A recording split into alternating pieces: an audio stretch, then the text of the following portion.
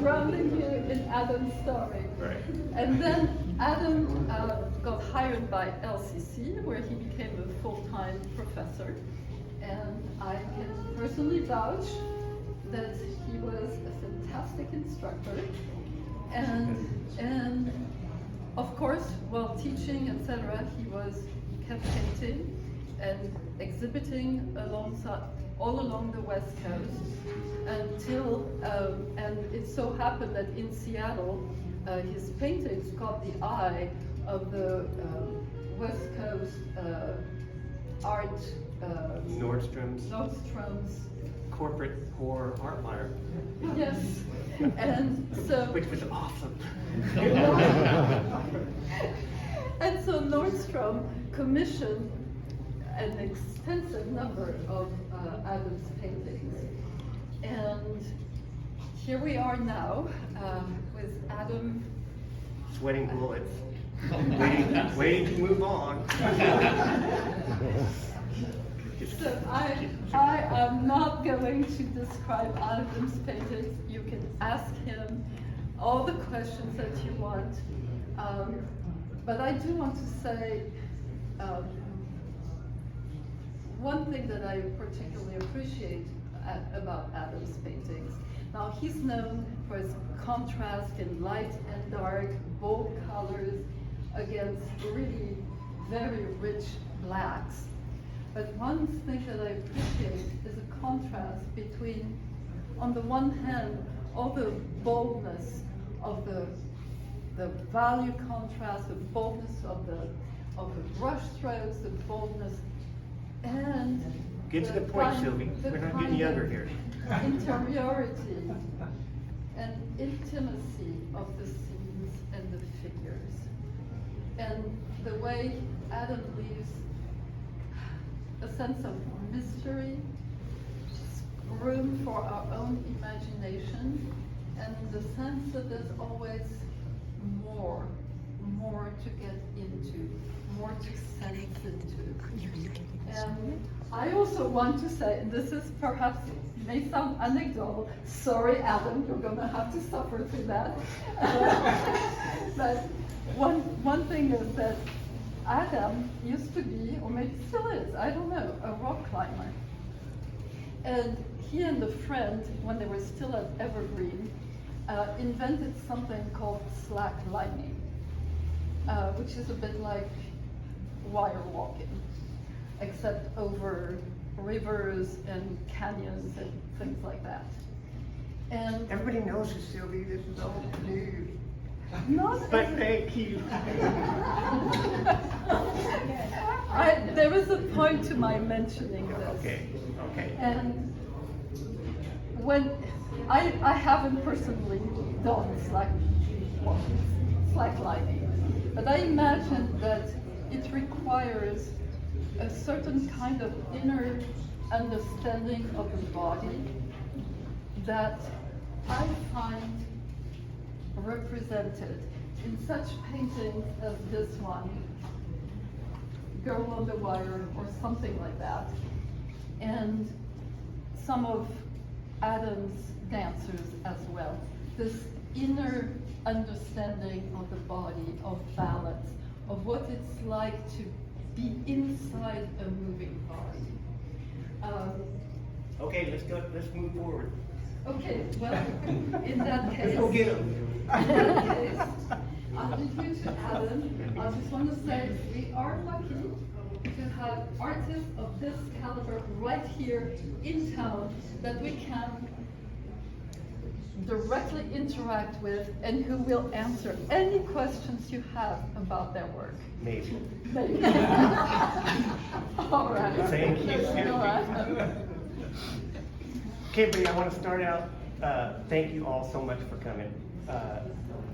I always have to say, and this is such a fundamental thing.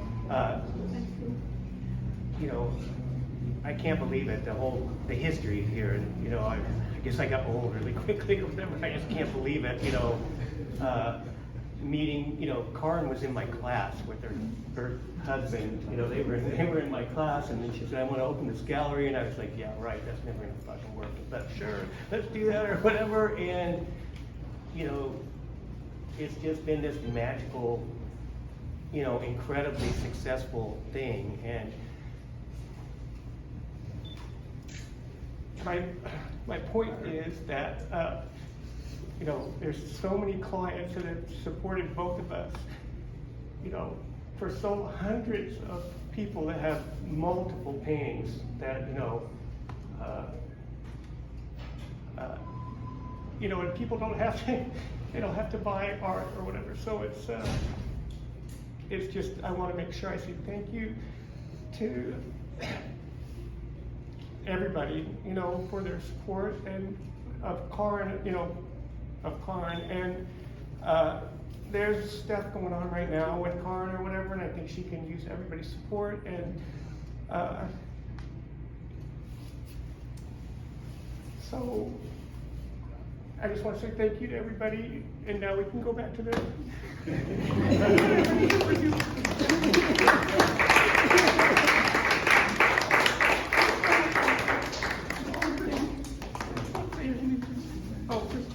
Yeah. Okay, so let's ask away. Ask me some questions. Adam? Yes. A lot of your theme is around a circus motif. Yes. Can you elaborate on that? Well, again, when this whole wire walking thing that happened, kind of at the freshman year of college and high school-ish, I did all this research on the circus. I became fascinated by the circus and the history of the circus and all this. It's crazy. I mean, nobody knows, but especially, and it's one of those weird mediums where people were doing shit like in 1921 in Germany, that you can't even, people aren't doing today. I mean, it's funny that Equestrian Act, that's part of that is from a photo of a dude doing in the ring, with these big draft horses or whatever, and they're under this awesome circus tent or whatever in some crazy circus in the Depression in 1920 in Germany. This dude is doing a backflip from the back of one horse, who's going around the thing like probably as high as as that light, and then backflip and landing on the front of the horse behind it or whatever. I mean, and just over, with sawdust on the floor or whatever. There's no wires, there's no belay, there's no nothing. I mean, and then the wire walking stuff they were doing back then, and even in slack wire or whatever, people would, one-arm handstands with one person holding one end of the wire doing a one-arm handstand, and the other guy in the middle of the wire doing a one-armed handstand. I mean, this is in, and again, I don't know what it is. The circus, it just seems like it's a metaphor for poor people with nothing who, have to use their wits to survive and make money, and so obviously it's been take chances. Well, I mean, it's part of survival. It's the whole survival thing of people have to figure out a way to make a living. Mm-hmm. Ronnie, you leaving? No. I just wanted to come and say hi. I know. Everybody's wondering whether you were kicking or not. Apparently you are. No, congratulations. Thank you. Did you see him on? Yes. Oh, okay. Can you tell us something about the layering? Yes. Well, there's some methodologies that have existed for a long time, which I didn't know about at first, and then of course, like Adam would read the manual or whatever. But traditionally in oil painting, you start with what's called an underpainting, which is essentially a monochromatic, with a series of browns and blacks, and that sets up. It's almost like the very disturbing Palestinian painting behind you right there that is close to an underpainting or whatever, and it uses very little white. You're just using the white of the canvas. And then you can set up a whole three places in space, just using white, middle gray, and black.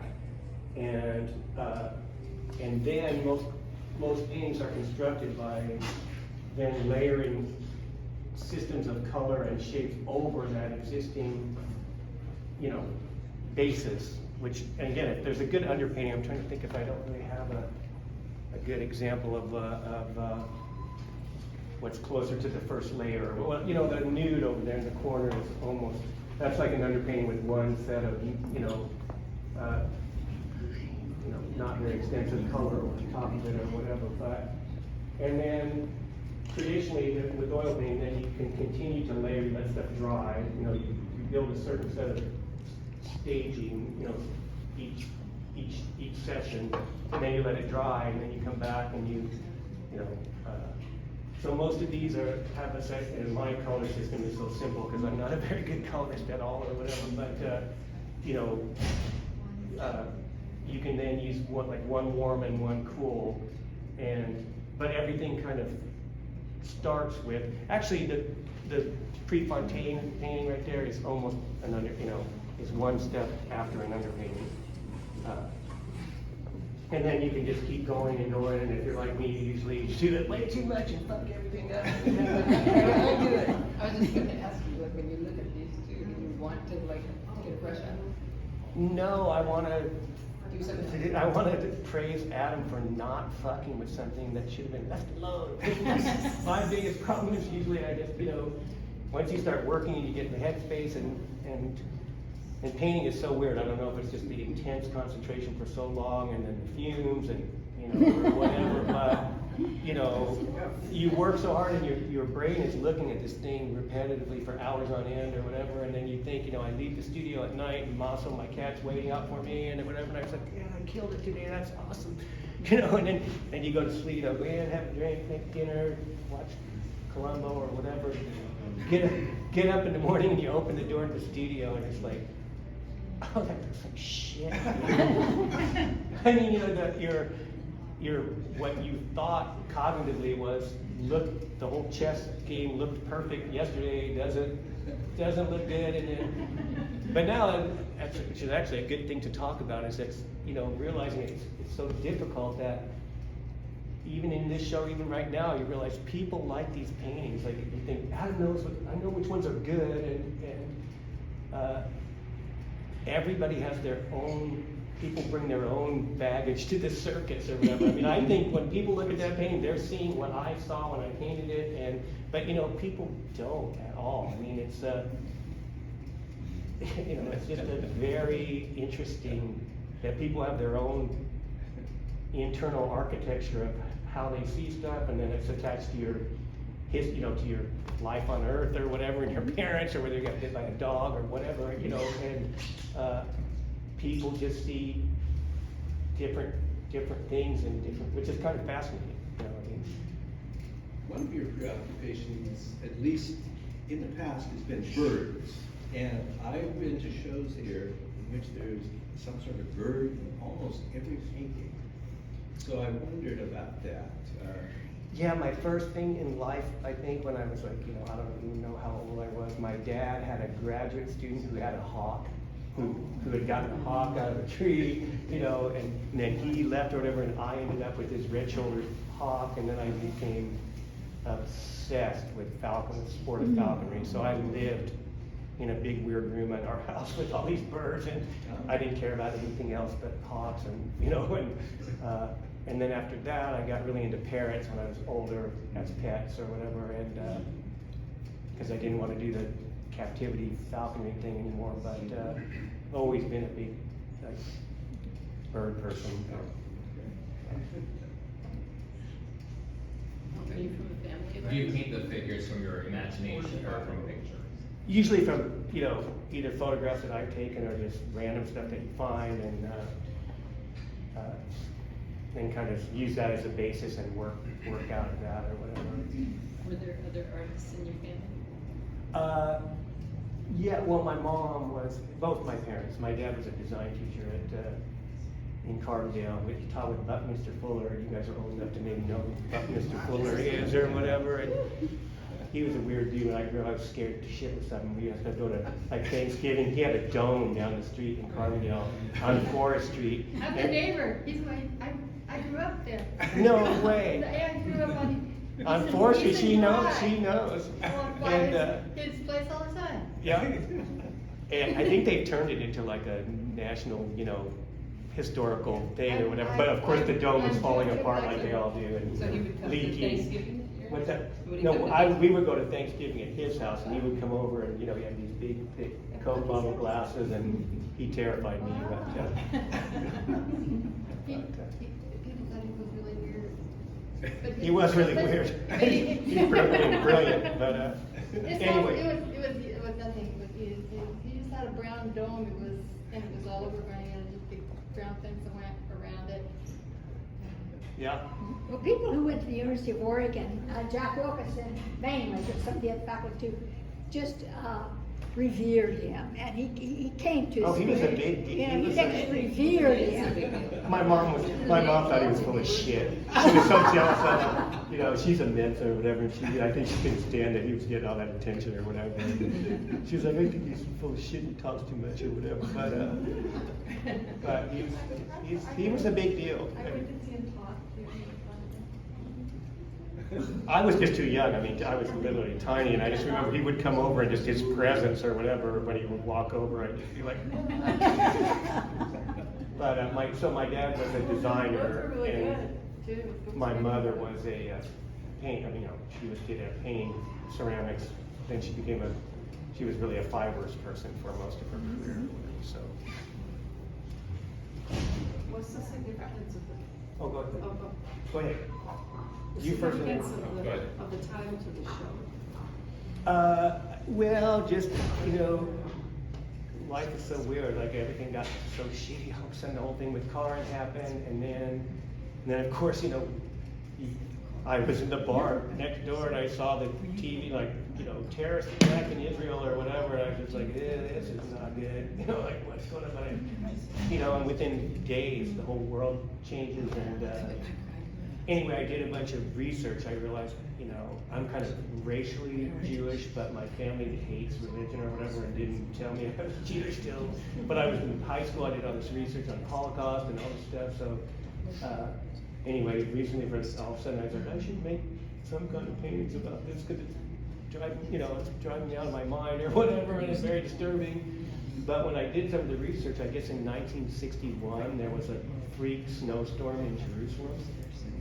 And I forget which war was going on right then, but there was like 2 feet of snow in Jerusalem. It must be one of those 1 in 100-year storms or whatever. So I just thought it was very apropos for the chill and and the randomness and shit happens kind of thing.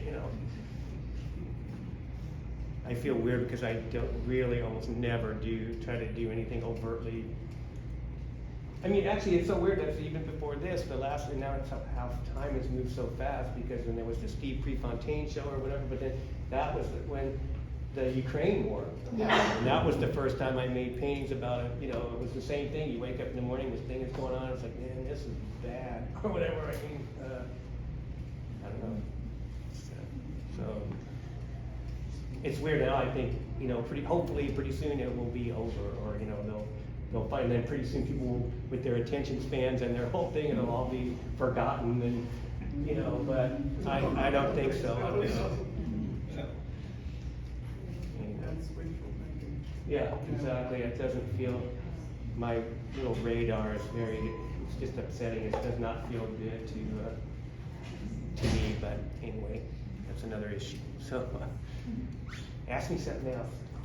I was gonna ask, how do you tackle your craft? Is it like, you say discipline, is it like an 8 to 5, or do you work in spurts? It's a little both, but now, when you have X amount of galleries and I've been painting so hard, so I paint almost, I have kind of a 4 days a week at least, or 5 days a week, kind of 9 hours a day or 9 hours a day straight or whatever, but I'm realizing it's kind of, I'm getting fucking old to be, it's getting harder to just, it's not the healthiest thing to, paint fumes and whatever, although I'm fine, I'm not dead yet, but, How many eases do you have in your studio going at once? just one, you know, I have one, but I usually paint, I paint unless I succumb to stupid things and keep painting on something longer than I should. I kind of have a rule of like 60 minutes of painting on one side of a Bob Dylan, and one Bob Dylan CD or whatever, which is 63 minutes long, and then change canvases, and you know, that, because the whole process is kind of layer driven, and I find I make better decisions like in the first hour of working, but then, you know, I need to fix that thing on her nose and shave this much up her butt and do this, and oh, now that's wrong or whatever, and it's just, You lose it. yeah, so, yeah, it's a lot of hours, you know, many, but I've been thinking about it so much lately, just getting older, and I don't know if it's all the stress of all this stuff happening, but, and maybe we can segue into something that I want to talk about as an ex-teacher or whatever, but, having meaningful shit to do. I mean, things, and I remember my mom one time, I said, what's the story with life, Mom, or whatever, and Vera said, it's all about time structuring, son, and I was like, the fuck, time structuring, what does that mean, Mom? But, you know, people need something to do, like they need to have a cadence of, you know, hopefully something constructive and good, and whether it's digging a ditch or making a painting or playing chess or, you know, walking wires or playing hacky sack or whatever, but, you know, and I was hoping somebody was gonna ask me about the painting that's on the other side of that wall with the woman on the cell phone with the ballerina behind her or whatever, because, I'm not gonna say what I think yet.